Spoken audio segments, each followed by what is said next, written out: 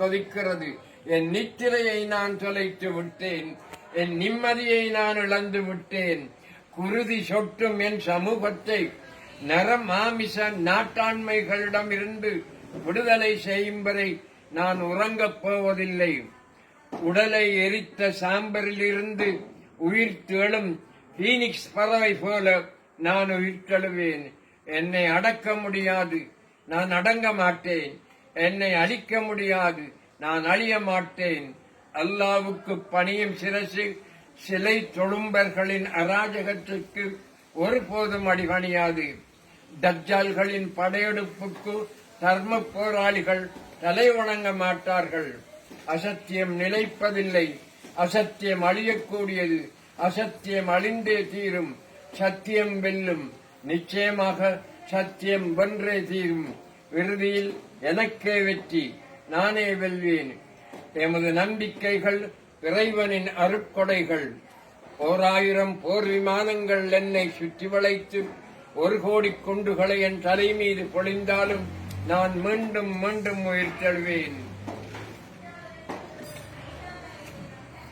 தாயின் கற்பத்திலேயே தர்ம யுத்தத்திற்காய் உயிர் தியாகம் செய்வேன் என்று உயிரெழுதி கொடுத்துவிட்டு உலகை மிதித்தவன் நான். என் தியாகத்திற்கு சன்மானம் வீர சுவர்க்கம்தான். என் தியானத்திற்கு சன்மானம் இறைவனின் தரிசனம்தான். எனினும் சுவர்க்கத்தில் ஆசை கொண்டு சுதந்திர போரை தோளில் சுமந்தவன் அல்ல நான். உலக மாந்தரிடையே ஒற்றுமையை கட்டியெழுப்பி ஒருமைப்பாட்டை உறுதிப்படுத்தி சமத்துவத்தை பூண வைத்து சகோதரத்துவத்தை பேண வைத்து அனைவரையும் அரவணைத்து அனைத்தையுமே பங்கு வைத்து உலக சமூகம் ஒன்றை உருவாக்குவதே தர்ம யுத்தத்தின் சாராம்சமாகும். அதற்காக நான் 1000 கோடி முறை உயிர் தெழுந்து போராடும் ஒரு அஹிம்சை போராளி. தர்மத்தை சரிகாணும் சத்திய சோதரனே, சமாரி கட்டிக்கொள்.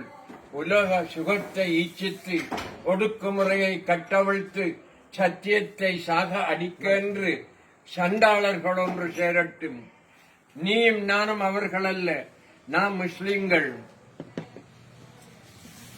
நீயும் நானும் அவர்களல்ல, நாம் முஸ்லிம்கள். நாம் சிறந்த மனிதர்கள், மனித நேயம் வளர்க்கும் மனிதாபிமானிகள், சாந்தி சமாதானத்திற்காய் போராடும் சத்திய போராளிகள்.